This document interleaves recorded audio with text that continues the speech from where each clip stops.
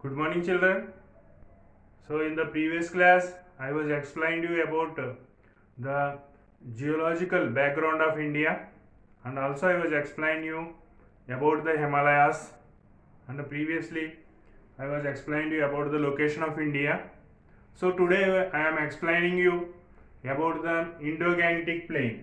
Indo-Gangetic Plain. So, this is one of the important landform in India. So the Indo-Gangetic Plain, how the Indo-Gangetic Plain was formed. So previously I was explained you. Again once I will explain you about how the Indo-Gangetic Plain was formed. So nearly 220 million years ago, it means 22 crores years ago, our Earth is a single massive continent. It means Pangaea. This single continent, single landmass was divided into two parts. One is Angara land, is also called as Laurasia. So, southern part is called as the Gondwana land. So, a single landmass was divided into two parts. So, again, these two parts were split into pieces. Split into pieces. So, our India plate come under the Gondwana land. So, at the time of splitting, our Indian plate was separated from Antarctica continent and separated from Antarctica and moves towards northeastern direction and collided with much larger Eurasian plateau. At the time of collision, our Indian plateau was moved towards northeastern direction and collided with much larger Eurasian plateau. At the time of collision, so the breaking off of northern corners of India, the breaking off of northern corners of India formed a vast shallow basin. So that vast shallow basin was gradually filled with the deposits brought up by the Himalayan rivers from the north and peninsular rivers from the south. So how the plains were formed? So in India we are having the largest northern plain system. So how the plains were formed means the plains were formed by the rivers. So mostly in North India there are three perennial rivers are there like Ganga, Indus and Brahmaputra river. So these Indus, Ganga and Brahmaputra and its tributaries brought the sediment deposits and gradually filled the shallow basin, and then after a vast flat the Indo-Gangetic plain was formed. So this is the interaction. So Indo-Gangetic plain was formed with the interaction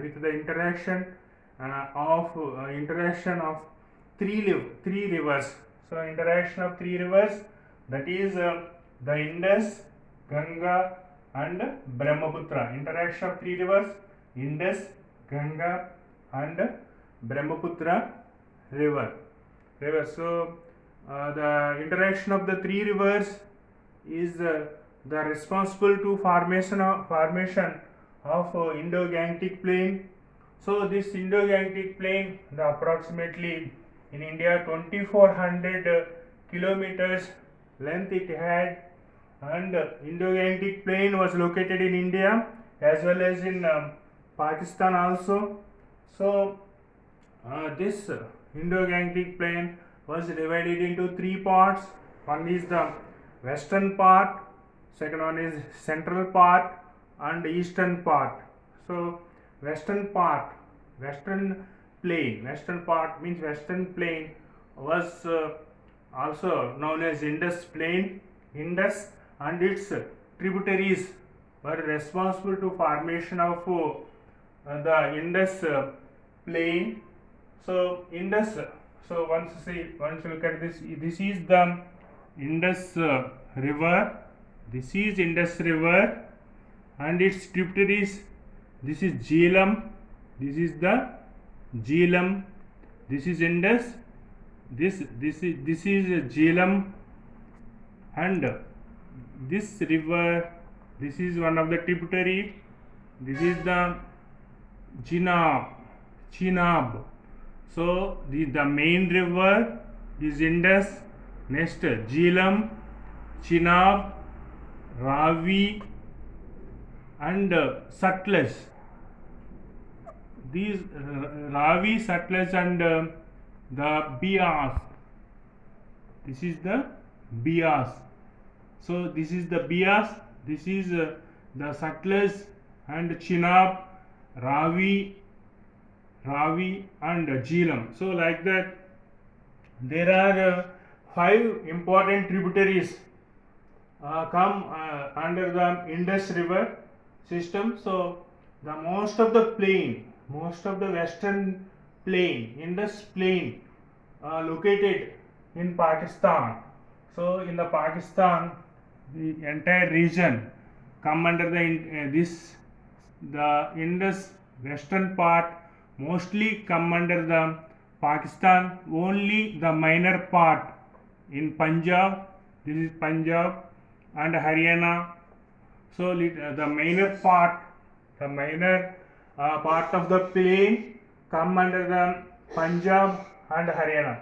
So most of the part goes into the Pakistan. So the central plain is also called as Ganga plain, and Ganga and its tributaries are responsible to formation of Ganga plain.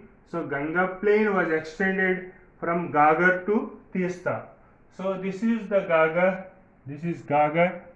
one of the tributary, and this is the Teesta. This is the Teesta, one of the tributary. So this is Gagar. So the Ganga plain was extended from Gagar to Teesta. This entire plain come under the central plain. The entire location was come under the central plain. The central plain extended means Ganga plain was extended from Gagar to Teesta. So the Ganga and its tributaries are responsible to formation of the Ganga plain.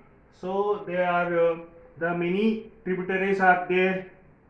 Ganga tributaries are there like Ghagar, Teesta, Kosi, Ramganga, Gomati, etc.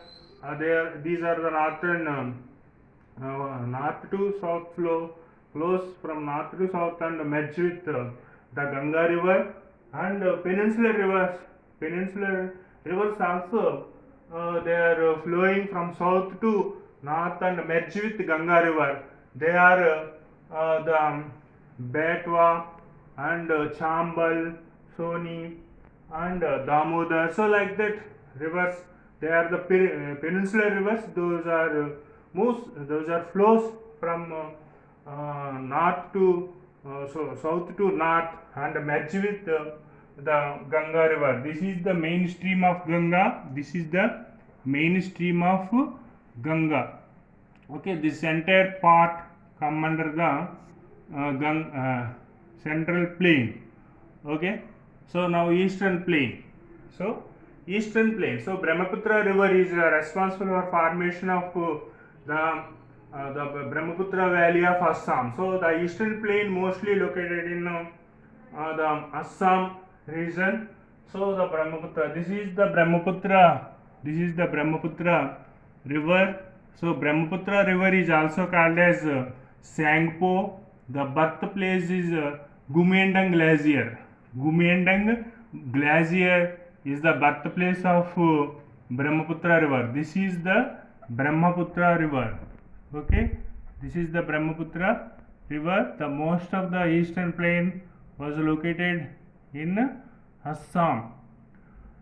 So like that the Indo-Gangetic plain we have divided into 3 parts: western part, central part, and eastern part. So here some other important points also there. So like what is an duyab? So Duyab feature. What is a Duyab feature? So fertile land in between the rivers we have known as the Duyab feature. So the very fertile land. For example, this is Indus, and this is Indus, and this is Jhelum. So in between the land, in between this land, was called as the Duyab feature. Duyab feature. Okay. In between Ganga and Yamuna, in between Ganga and Yamuna region also we have called as the Duyab feature. Okay. So what is a Duyab feature? Means the fertile land area, very fertile land area in between the two rivers we have known as the Duyab feature. And also what is an Babar? Now another important point is what is an Babar. Actually Babar was located behind the Shivaliks. So we have learned that the Shivaliks are the southernmost mountain range. So behind the Shivaliks we have found the Babar. So Babar is the gravel and pebble deposits of the gravel and pebble sediments, deposits of gravel and pebble sediments, a narrow wider region, deposits of gravel, pebble sediments, a narrow wider region about 8 to 16 kilometers narrow wider parallelly moving along with the foothills of Shivalik. Along the foothills of Shivalik region we have known as the Babar. Babar means the deposits of gravel and pebble sediments, a narrow wider region about 8 to 16 kilometers along with the foothills of Shivalik region. Along with the foothills of Shivalik region we have known as the Babar. So now another important point, what is a terai? What is a terai? The small rivers and streams flows underground Babar and reappears into the lower areas. So the swampy and marshy tract we have called as the terai. Terai region is very fertile region. So there are thick forest region we have found in terai. Terai have rich wildlife also exist in terai region. So but unfortunately after independence, so migration takes place. Lakhs of people were migrated from Pakistan to India. So people were migrated to India at the time. This forest region, richest forest region, was changed into as a agriculture lands. So Terai region, most of the region now changed into the forest region to agriculture region. So these are the important points from this topic. So children, we have completed the Indo-Gangetic Plain, and also previously I was given the videos. In the previous videos I was given about the Himalayas, and also I was gave one video about the geological background of India, and also I was gave one video about the location of India. So these everyone must be watch these videos, and you should check the playlist. You should check the playlist and subscribe my video and click the like button. Thank you very much. Thank you.